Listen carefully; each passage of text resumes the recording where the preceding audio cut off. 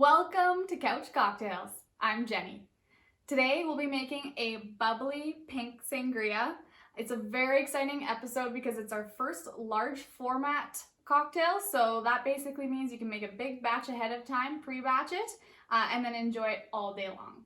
So this is going to follow the same structure as your classic sangria, but I thought we'll mix it up a little bit and swap in ingredients that are similar to the classic, but they're a little bit more unique, I guess, than your classic sangria. So in place of the wine, we're going to use a sparkling rosé.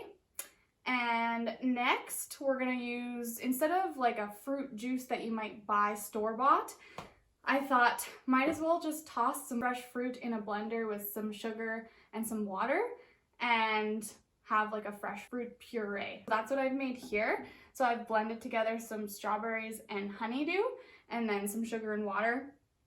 And basically I chose those fruits because they go really nicely with this bottle.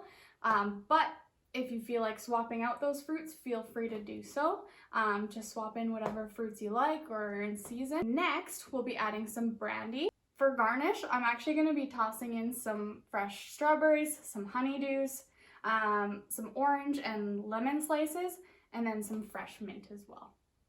So I hope you're ready. It's going to be a fun one. Hop on the couch and let's hook one up.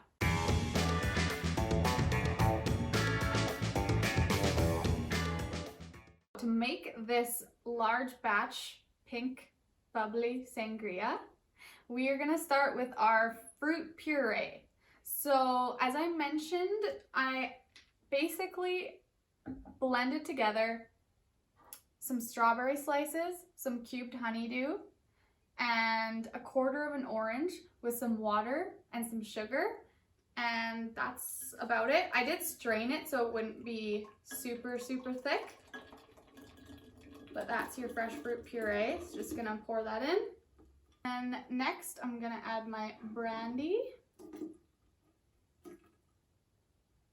I'm going to pour this whole bottle of bubbly rosé.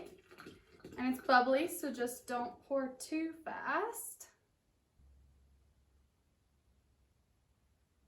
I'm gonna toss in some fruit.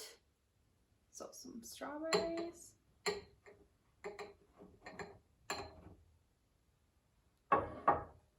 Honeydew, and some of my lemon and orange slices, and to finish, some fresh mint.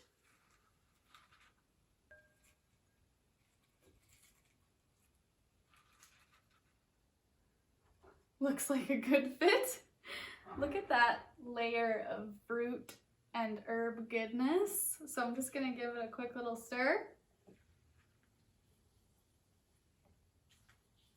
And I'm not putting ice in here just because I don't want to dilute it overly. We're making a big batch which we can enjoy for a while. So I would just put ice in each glass as you serve it and then just pour and enjoy. There you have it. Pink sangria.